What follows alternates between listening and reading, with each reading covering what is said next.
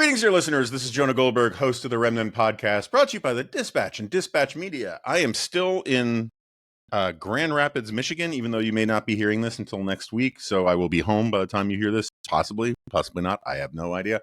We had a great live event here at the Acton Institute. Wonderful people. Thanks to everybody who showed up. We'll hear more about that later.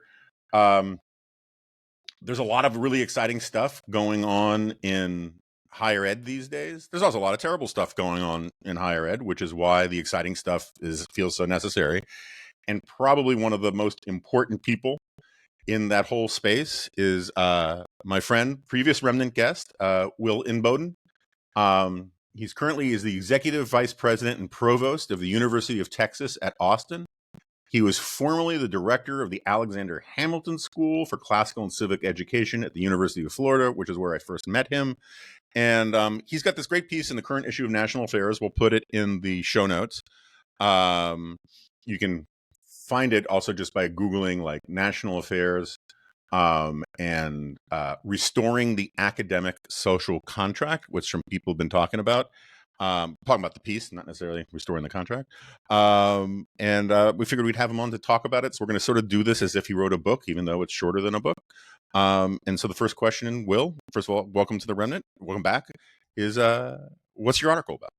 Thank you, Jonah. It's great to be with you. Honored to be here again, and love to be keeping these conversations going with you on the state of higher education today. So my article, I'll just summarize it in a couple of parts. One, it's an effort to understand how did we get here in this current moment of so much turbulence and disputations and controversy over higher education in American universities. Really since October 7th, it's been top of mind for so many Americans as we've seen some of the donor revolt and changes of leadership at elite universities, and more and more exposure to some radicalism and rather wild activities that have been taking place at universities. So it's really at first an effort to ask how did we get here to this massive loss of public trust and confidence in higher ed, and I'll come back to that. But then the second part is trying to be a little more constructive and saying, so what do we do about this, right? If universities, American higher education, which is on the one hand a real crown jewel of the American education system, a unique asset in the United States, really makes us the envy of the world. That's why so many people from around the world want to come and either study or teach at elite American universities.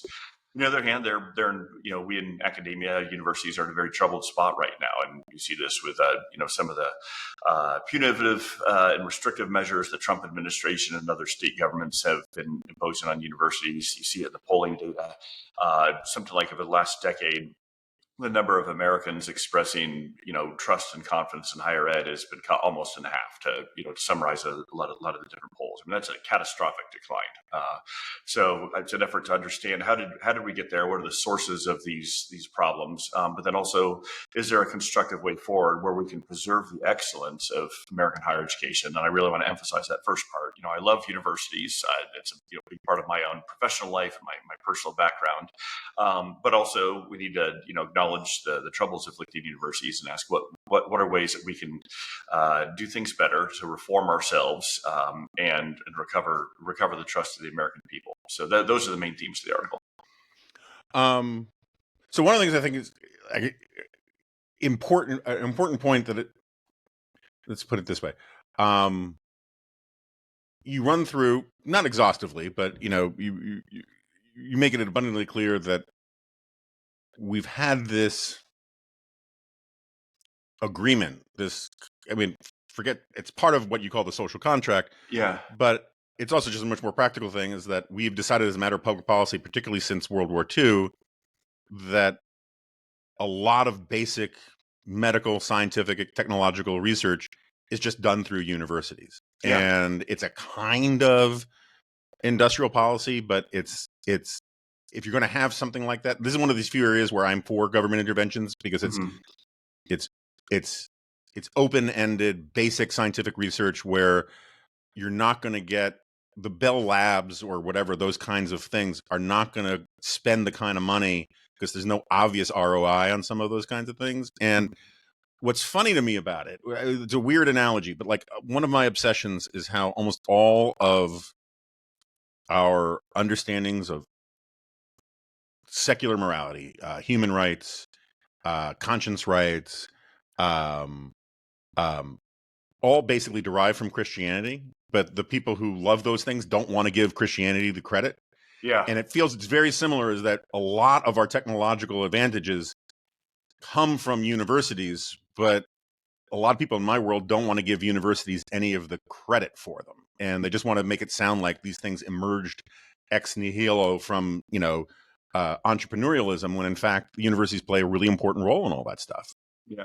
Yeah, exactly. That's a really important point to start with, and I'm aware of the sentiment among some of our friends on the right and some of our friends among conservatism that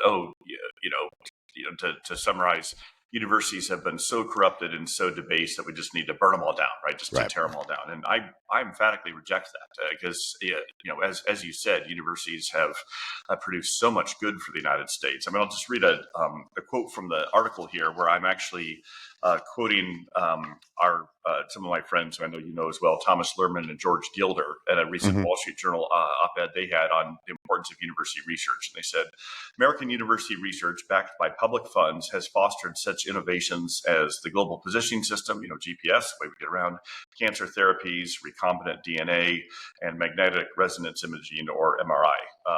And all those things kind of touch Americans in our daily lives. But, not to be too grandiose or oversimplistic, but anytime we're trying to get from point A to B in our car or walking, or when we're at the hospital or at the doctor's office, all those technologies we're benefiting from are come from universities and university research.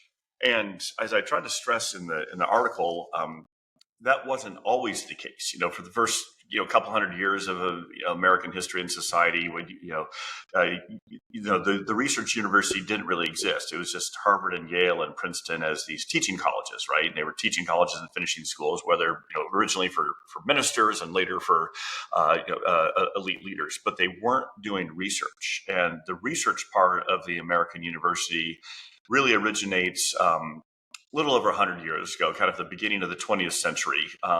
Some of it with the founding of new universities, such as Stanford and Johns Hopkins and University of Chicago and Cornell, but others with the historic legacy universities, the Ivies and University of Michigan and University of North Carolina, adding the research mission on top of the teaching mission. And it was in that time that really creative ferment, accelerated by World War II and our national security needs, that the federal government decides, all right, these universities are wonderful platforms for doing cutting-edge research, which will benefit American society, which will strengthen our national security, which will fuel our prosperity.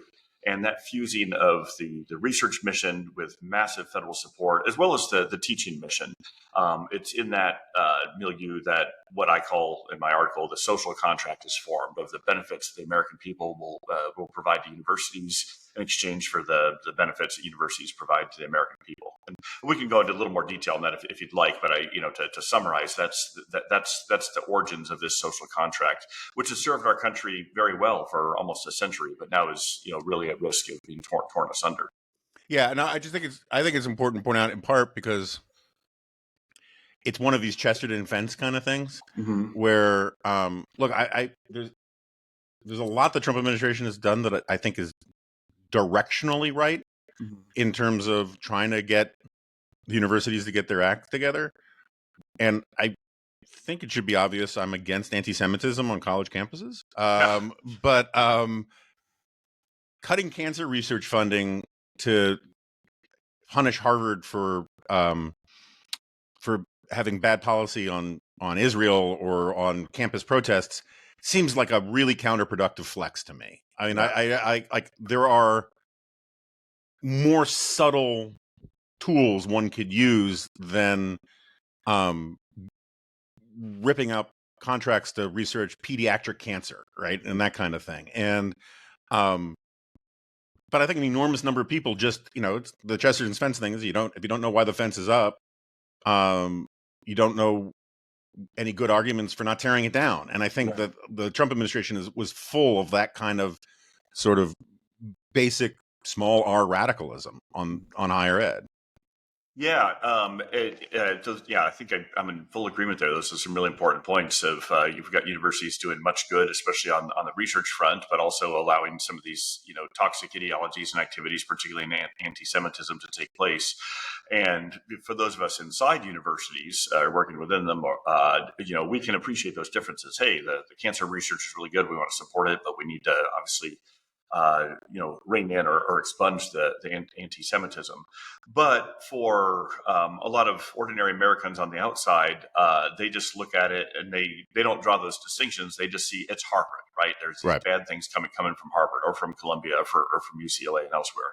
But that's where maybe you're being a little more, charitable to universities. I will say, as someone who works at and helps lead a university, a lot of this was a failure on the part of us at universities for governing ourselves better, for self-policing, right? Uh, and this is where part of the genius of the great success of the American university system has been our academic freedom. And there's two important components to that, and I touch on those in the article. One is relative institutional autonomy. We are universities can mostly run ourselves and have the autonomy to self govern and set our own a lot of our own rules and regulations. And hiring practices and determine our own research agenda, but then also the individual rights of faculty to research and teach in areas that they think are most important. And those principles have been key to the success of the university. As I described in the article, those also mean, hey, if we're going to be largely governing ourselves, we need to make sure that we are ensuring rigor and quality and staying true to the values that we claim we stand for, such as academic freedom and viewpoint diversity and pluralism and tolerance of differences and freedom of speech and freedom of expression. And unfortunately, too many universities have failed in a lot of those ways and have let fields or departments become incredibly skewed politically and have a real narrowing of the subjects they're researching and teaching, and then sometimes confuse research and teaching with indoctrination and activism. And I know I'm simplifying things here, summarizing, but I think when a lot of Americans were watching their TV screens after October 7th and seeing some of this really loathsome stuff taking place on universities, while university leaders were, for the most part, stepping back and letting it happen or feeling like there wasn't much we could do here. That was where some of these, I think, failures of self-governance and self-policing came to the fore. And people thought, okay, well, if that's coming from a university, then that's bad and we don't want that. And then the next obvious question comes, why do we give all these universities all this money and all these rights? And so what I'm trying to do in the article and here in a leadership position at University of Texas is preserve those rights and that excellence of American higher education of the university, but also showing, hey, we can take some of these reform steps that are needed. We can police ourselves better. And I should also add that there was always something of a qualification on the institutional autonomy and self-governance of universities, especially public universities. Ultimately, here at Texas, we answer to the people of Texas, right? I mean, the University of Texas was chartered in the Texas Constitution. That's where our original authorities come from. That mandates that we be a university of the first class. The legislature appropriates a lot of our funding. They write the authorizing legislation. The governor appoints the regents that oversee us. And so even within the considerable institutional autonomy and self-governance we have, ultimately we are governed by Texas law and responsive to the people of Texas. And people of Texas over time have been very, very good to the University of Texas, right? The incredible resources we have, the tax benefits we get, the rights and privileges we have as scholars, but in turn they expect that we'll be training our students for their responsibilities as citizens, that they'll be well educated and not indoctrinated, and that the research we'll be doing will be meaningful and rigorous and of use to the people of Texas and the people of the United States. So those are some of the basic terms of this social contract. Yeah. So look, I don't get me wrong. I'm perfectly fine with the argument that universities have lost their way. I mean, Yeah. I like, you have a couple anecdotes about the institutional headwinds against political conservatives. Mm-hmm. And we're not talking about like crazy MAGA people. We're talking about conservatives in 1982, right? Yeah. We're talking about, like moderate Republican type people. Yeah. And I don't have a graduate degree, but having spent 35 years in think tank world in various places, I probably, it's entirely possible I know more people with PhDs than without. Mm. And they basically all have versions of the kinds of stories that you tell in the piece about how, like, it is, it's not necessarily insurmountable, but it often is to just have a conservative point of view, particularly in some professions. When was the last time? I mean, like, I feel like maybe 1 in 1,000 sociologists are probably, right of Zoran Mondani. Yeah. And Which in any normal demographic pool, that would be statistically impossible, right? right. To have that, and that's got to tell us, okay, maybe something more deliberate has been going on here. Jonathan Haidt has been very eloquent on this, on the almost the complete ideological skew of an entire discipline like sociology. But and one of the points that you tease out in the piece is that for a lot of people, their political activism, they felt like they needed to sort of essentially professionalize their political activism and make a vocation out of it. So they went to grad school. Yeah. And I think there's a very similar analog. There's a very on point analog to journalism. Mm-hmm. There's a point Irving Kristol used to make all the time when he was talking about how people, we need our own institutions to do all of these things, and he would always say, okay, but who are you going to get to run them and work in them? And part of his point was just that the unconstrained vision, to use this sort of a Tom Sowell term, of some people drives them into certain professions about essentially to proselytize and spread the light and spread enlightenment, and you're going to get a disparate set of interests into some professions. That doesn't mean that there aren't people of a conservative point of view who aren't interested in becoming scholars and academics and all that kind of stuff. But if you aren't mindful to the disparate interest and all that kind of stuff, it's very easy for these institutions to get away from you because they'll just get swamped by people who then pull up the ladder behind them. I'm just kind of curious.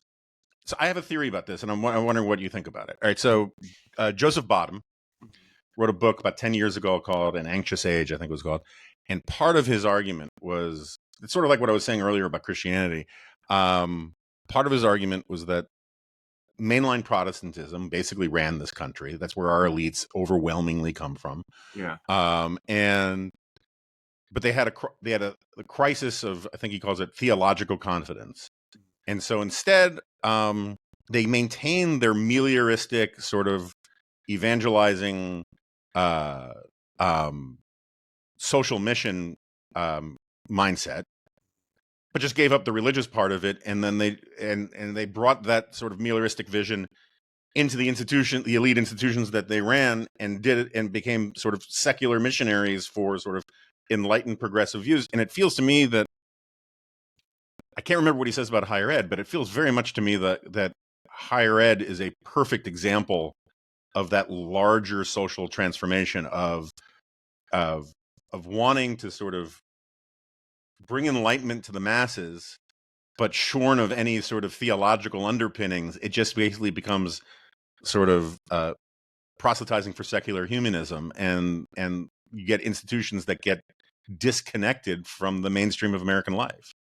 Yeah, no, I think there's a lot to that. Yeah, and others have pointed out that progressive wokeness, if you will, is a certain form of kind of 17th century English Puritanism gone to seed. So it still will have the rituals and some of the zealotry and the self righteousness, but disconnected from the deeper transcendent sources. And certainly almost all of the older colleges and universities in the United States were originally founded with a very explicit Christian religious mandate.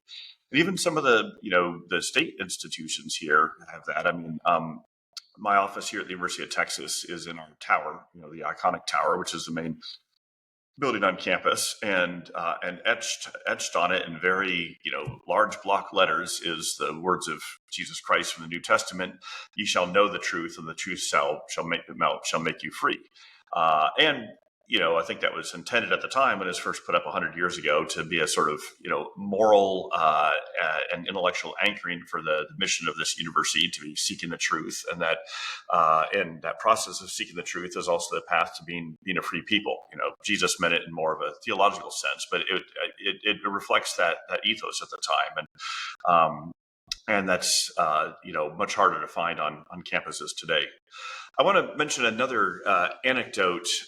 This goes back to what you were saying earlier about the political skew of so much of higher ed, and how this has been taking place for generations. Because even though it's only been the last couple of years, a lot of the rest of America has been more exposed to what's been going on campuses. This didn't develop overnight. And I talk about this a little bit in the article, but it takes a long time to produce a professor, right? You got to go through 4 years of undergraduate, then you got to get a PhD, which could be anywhere from 5 to 7 years. And usually I've known people it's infinity. Yeah. I have a friend who'll go nameless, who I started at Yale with in 1998 on our PhD, and it is 2025, and he is still working on his dissertation. So anyway, it takes a long time, and then you've got to often do a couple of years of postdoctoral fellowship. Then maybe you get hired at a university as an untenured professor, and you've got another 6 years to get tenured, right? So you collapse all that together. That's a 15, 20 year time horizon to produce a newly minted tenured professor. And what started happening in the 1980s and 90s, I talk about in the article, is universities became much more politically narrow. We're attracting more graduate students who are pursuing a life of scholarship as a vehicle for activism. Not all of them by any means. I'm speaking of generalizations, but enough there that it became significant. And the universities were also always become just much less hospitable to people who were more politically conservative. And so we've now, that generation is now the senior professors and the academic leaders of a lot of universities. And so we just came up in that very different politically narrowed ethos. And so we're now dealing with the downstream effects of that. And that's not reversed overnight. So the anecdote, which I didn't tell in the article, but I'll share with you, and as a longtime political junkie, you'll probably get a kick out of this.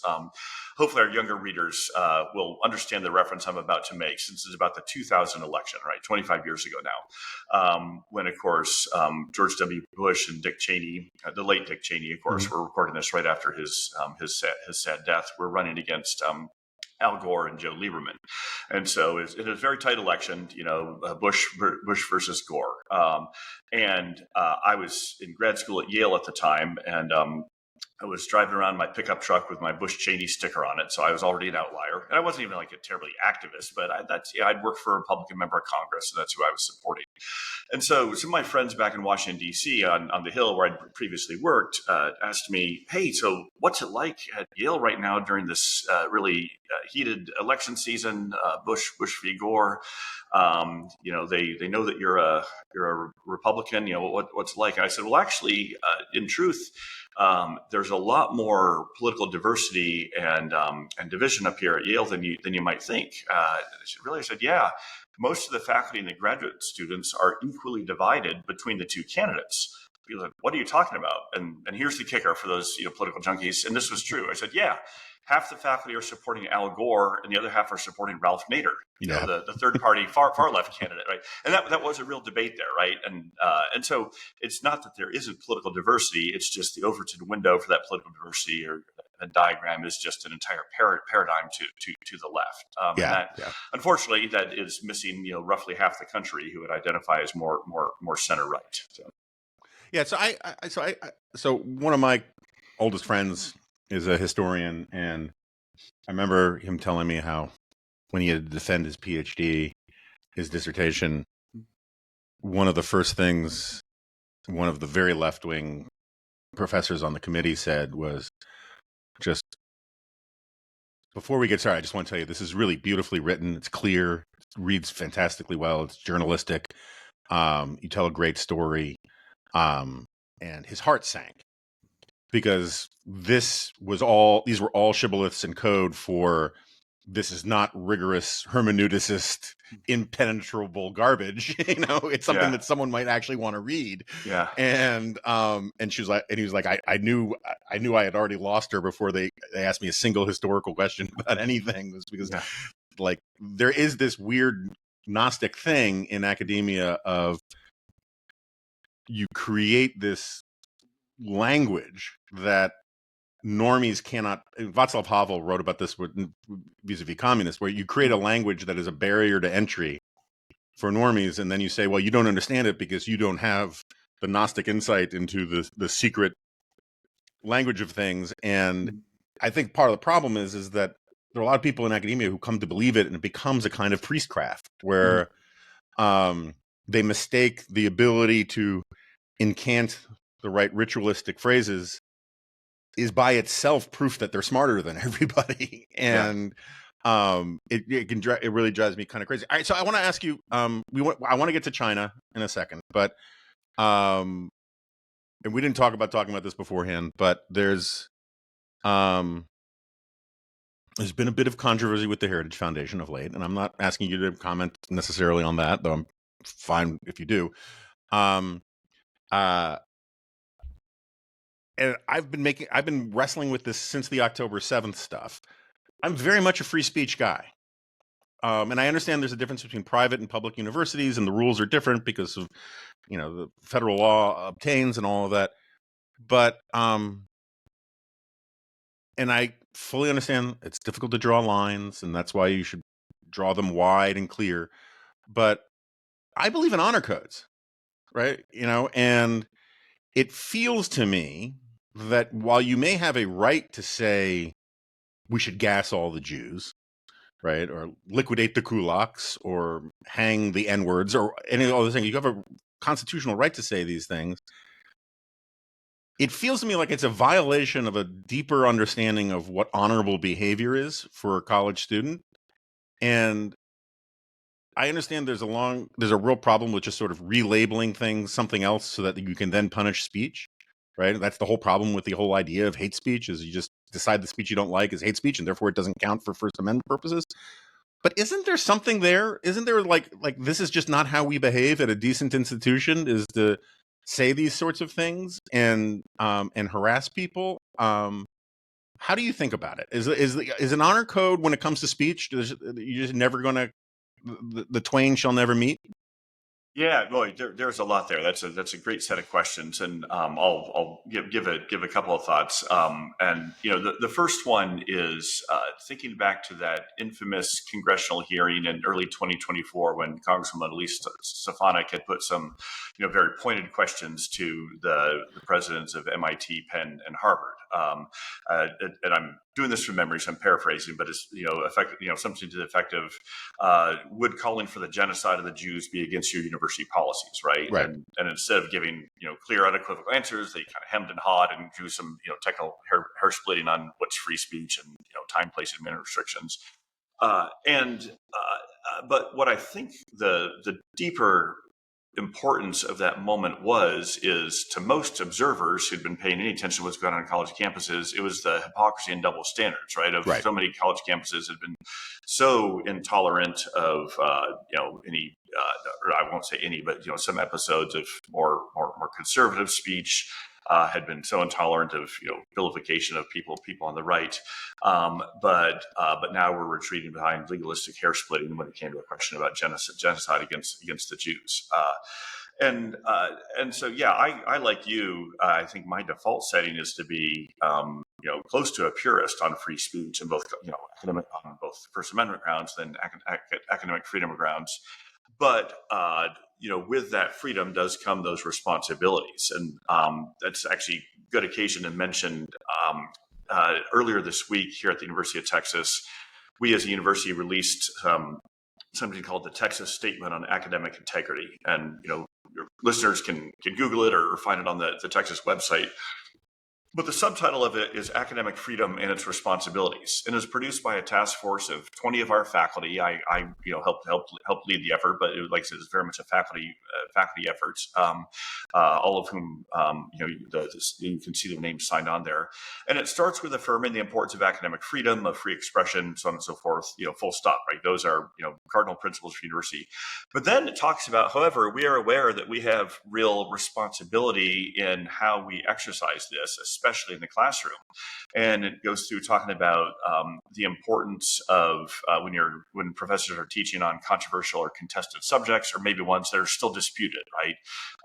Climate change, abortion, guns, transgender rights and questions. Like, these are hard, complicated issues on which reasonable people can disagree, and there may be evidence on multiple sides for whatever position you want to take.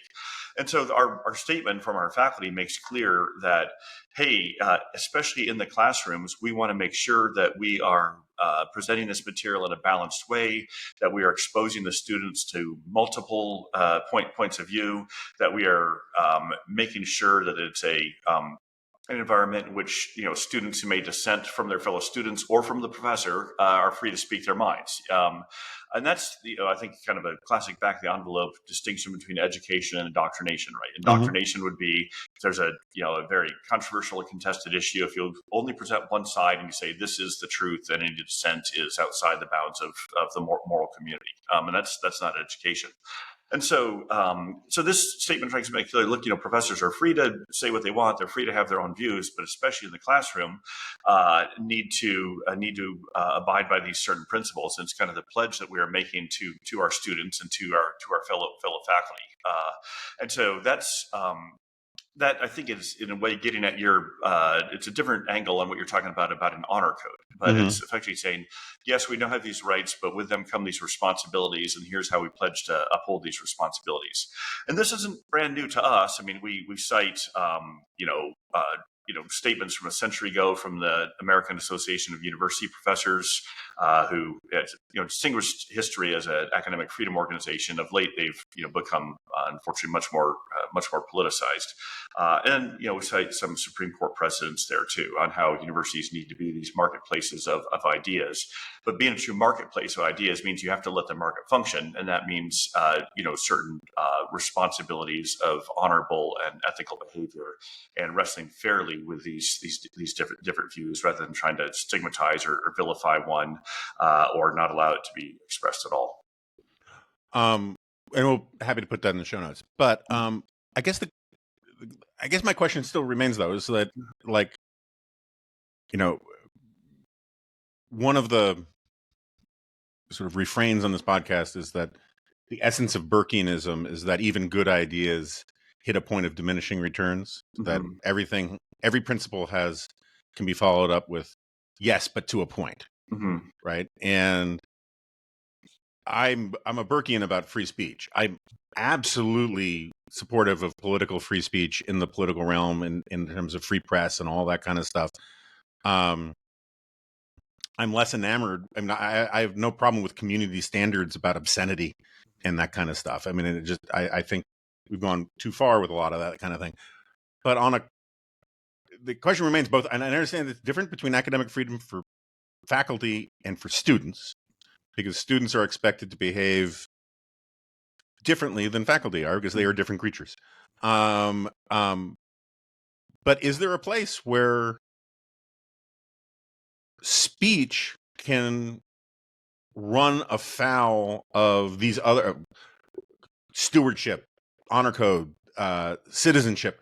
Is there a place in an academic environment for either students or professors or administrators where speech alone can go beyond the acceptable limits and become less an issue of speech and more an issue of right and proper conduct? Because speech is, to some extent, conduct too. Like, how do you, is there a heuristic for how to think about that?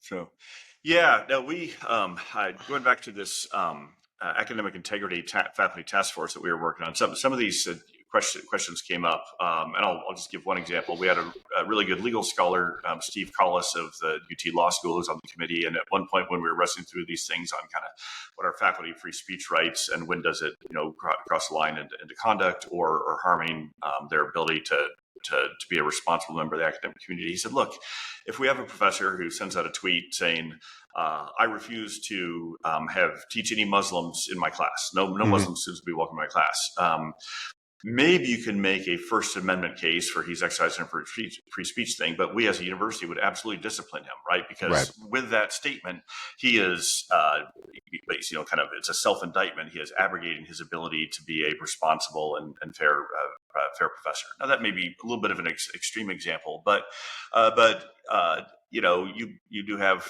plenty of faculty out there who have made other pretty inflammatory statements. That could create a real chilling effect for the freedom of students in their classroom to express their views or feel like it's an environment of open and free inquiry. And so, I much prefer voluntary codes of conduct, honor codes, as you were saying, as ways to kind of create the social norms that will uphold this stuff, because it gets a lot harder to legislate it or put it in university regulations very specifically. But that's certainly our effort with this statement, is to create a baseline of those standards.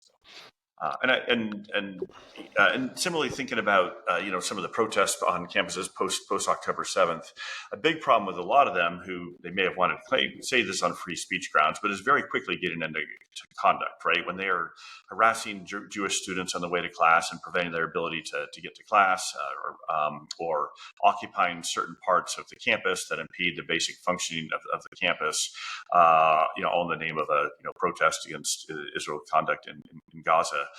That most of those cross the line into conduct that is just not protected by speech. All right, let's talk about China, right? All right, so, China. I have. I'll say up front, I was one of these people that was for improved relations with China because I thought we would, that it would be a win-win thing, and it turns out, at least in the short term, we were wrong, right? I mean, there have been wins on both sides, but there have also been much bigger costs to this, both in terms of national security and otherwise. Yeah. The only thing I would push back on is this idea that the straight line projection from this moment will continue, and that it is entirely possible that the integration of aspects of capitalism into China could be a ticking time bomb for their regime in ways that we don't have a lot of visibility into. But for the time being, we have to act as if the regime is going to be there for a very long time. And in fact, for the time being, we've less changed them in terms of adopting our values than they have successfully managed to get us to adopt a lot of their values. We are importing Chinese restrictions on things. We are importing Chinese social media in ways that are really pernicious. And TikTok especially. Yeah. And then from Hollywood, we have, people self-censoring for fear of pissing off China. And we have academics who are being distorted, and you get into some of this stuff. So if you don't have to be too brief, but in brief, what is the story of higher education with China, and where are we at today? Yeah, I'll say, so I've, for your listeners, I've got a pretty extensive section on this in the National Affairs article, and this is probably the hardest part of that article to write. So I was really trying to draw some careful distinctions. But in brief, the situation is this: that going back to the social contract, which includes all the resources that the American people provide to universities, and the expectation that will produce research that is meaningful and useful and cutting edge and improves American lives. And I kind of make the point in there, in the STEM fields, universities have produced a lot of that research, but unfortunately, too much of it has been done for the benefit of China, the Chinese Communist Party, more than the Americans. And then I try to draw out what that means. And effectively, it's that universities over the last quarter century have, by and large, gone into a deep embrace of China, have gone into deep partnerships with China, everything from research partnerships with Chinese universities, or welcoming significant numbers of Chinese students and scholars to join American universities. Study abroad programs, exchanges, a lot of Chinese sourced funding for American research, and so on. And I try to draw the careful distinction that a lot of this has been to the good, right? That the concern here is the Chinese Communist Party, not the Chinese people. And I say I want universities to be very open to welcoming Chinese students, especially those who perhaps more democracy-minded, who value the rights and freedoms we have in the United States, who loyal to the Chinese Communist Party. But unfortunately, the Chinese government, the Chinese Communist Party, has used this American openness for some pretty pernicious, espionage and influence purposes. Right? They have used their access to American universities to purloin.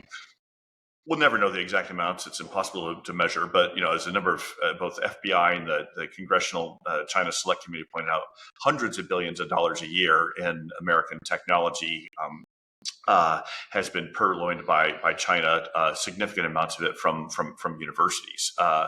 And China, of course, has not reciprocated. They haven't created an open and free university system with academic freedom and openness for the rights and privileges of American scholars there. It's been very much a one-way street.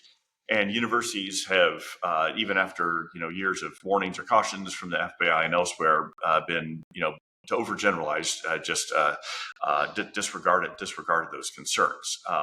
And again, I try to be very clear in this section. This is not about hostility to the Chinese people. I mean, it's almost cliche, but it's true. My wife is Chinese American, right? She has studied in China. Both she and I, as scholars, have done quite a bit to welcome and work with Chinese scholars, especially to host and support dissidents, Chinese dissidents, coming to the United States and being able to speak freely on college campuses.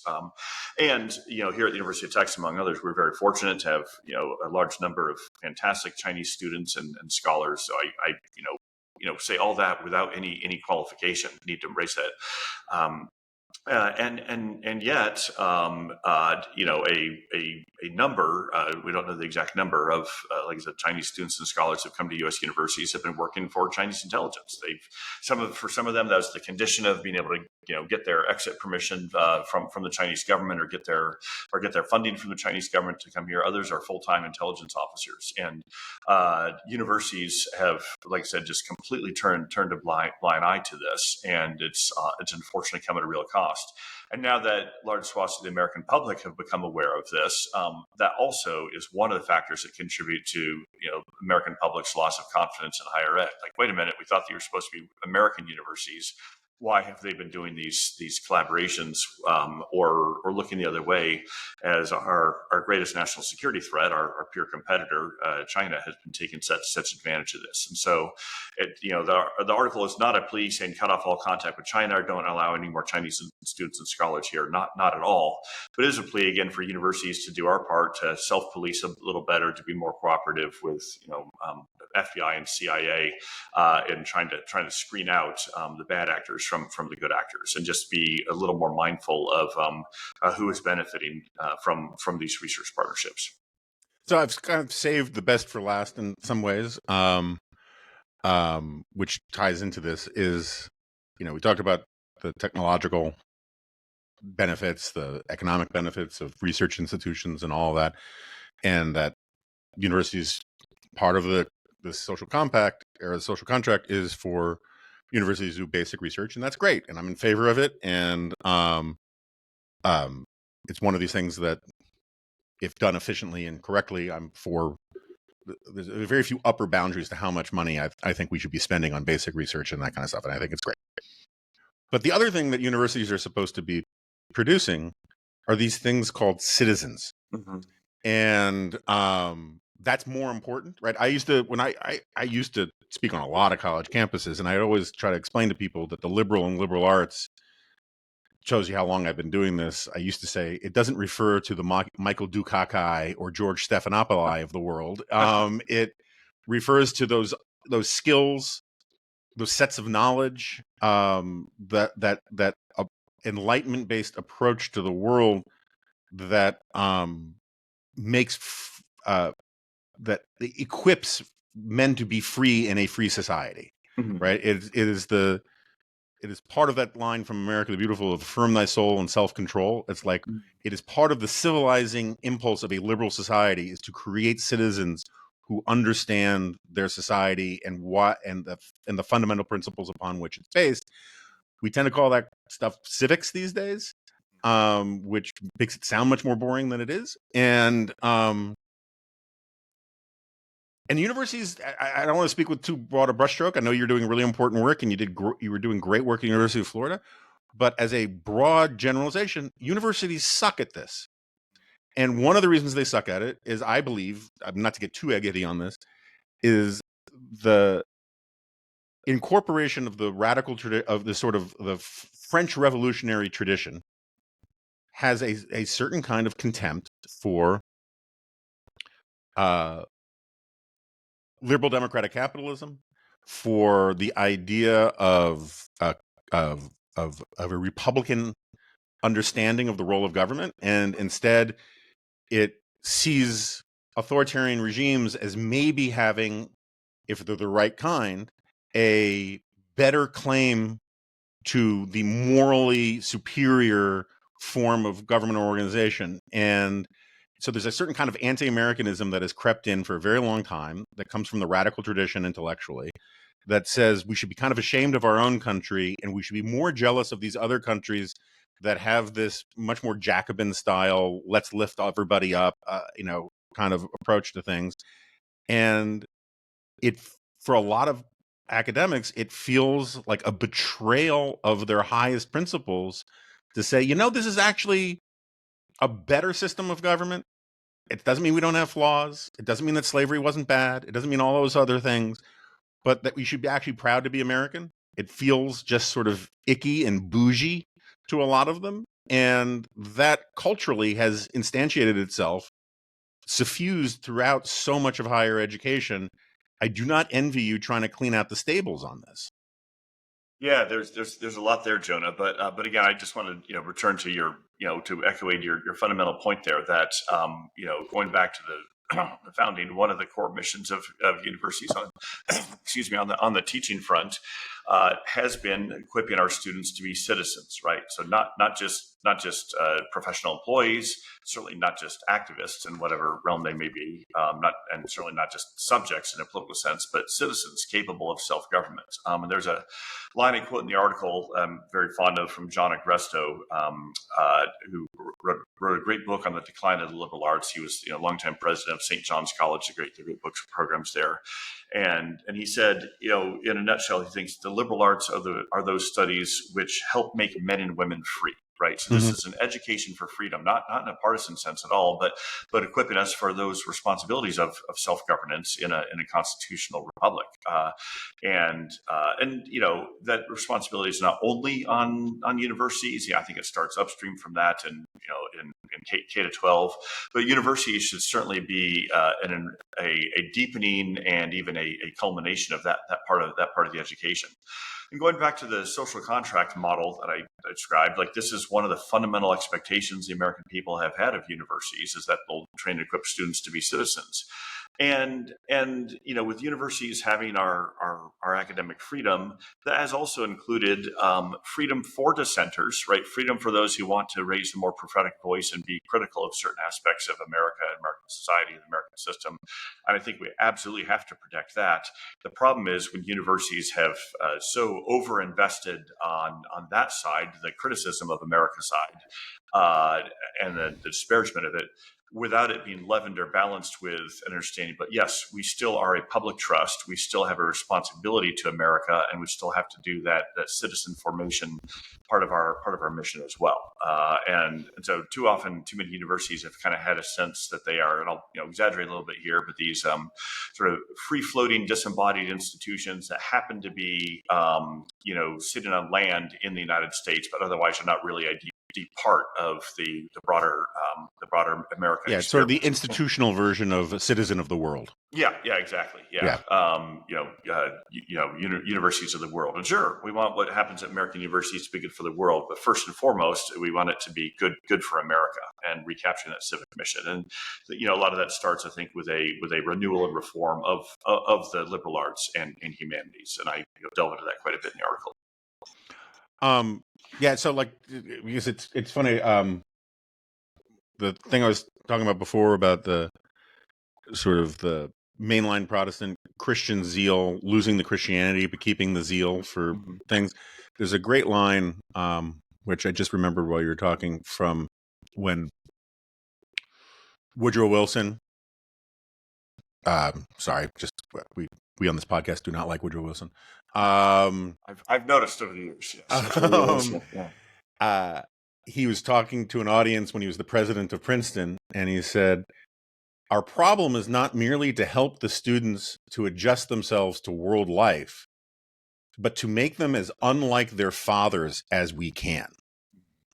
And I think that sort of gets at a cultural problem. Like I in my last book, I use this analogy to the Howard Zinn approach to things, which is to basically make all the good parts of American history radioactive, so that all that's left are the bad parts of American history, and those are the only things you can touch, you can play with, you can understand, you can teach, because the good story has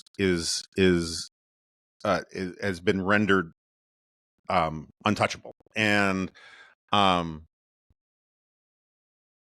I think that my own views is that you have to teach all the bad stuff, because if you don't teach the bad stuff, you can't explain what the good stuff is, right? I mean, there is a binary there, and like the story of American improvement, the story of American self-correction, is a great story. And the Zinn view, which still feels sort of dominant in a lot of higher ed, I mean, you would know better than I, has this very sort of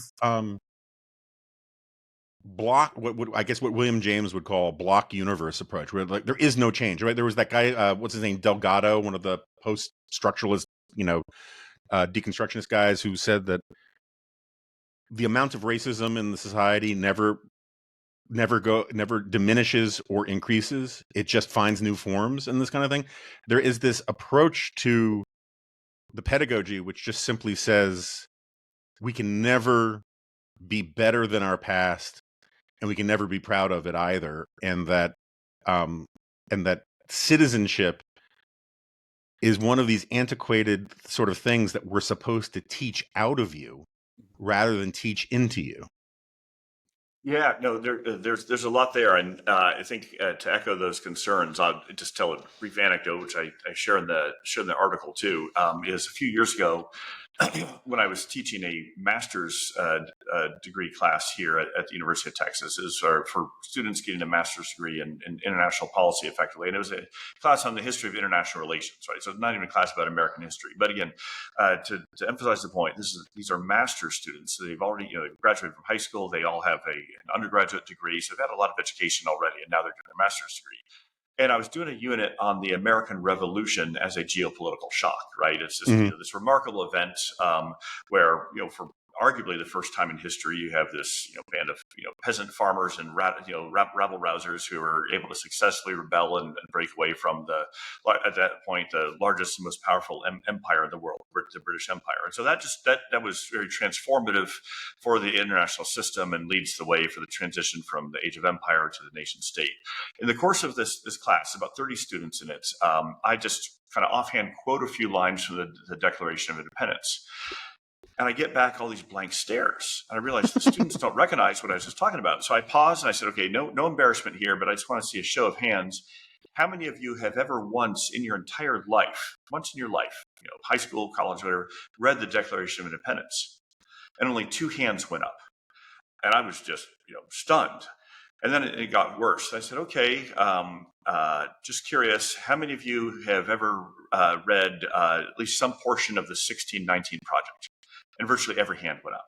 Yeah. And that was so telling for me. Again, the takeaway here is not don't read the 1619 Project. I think educated people need to read it, and it has some insights. It also has some very, very deep flaws. But the contrast, again, it's a different version of what you were saying about the Howard Zinn view, right? Yeah. About we ignore, disregard the good stuff, or we regard it as hopelessly tainted, and we only emphasize the negative parts. And it's just a very skewed and ultimately inaccurate, even untruthful view of the American past and the American system. So I got to ask, you wrote this piece, love national affairs. Yuval is a dear friend and colleague, and I think national affairs is fantastic. It's not People magazine, but I assume it's it's been it people have taken notice of it. Mm-hmm. How has the faculty responded to it? Are you constantly hearing your doorbell go off and finding a burning bag of dog poop on the front porch, or Oh, are they oh no, receptive to it? nothing like that. This is a pretty civil, friendly campus, Uh, fortunately.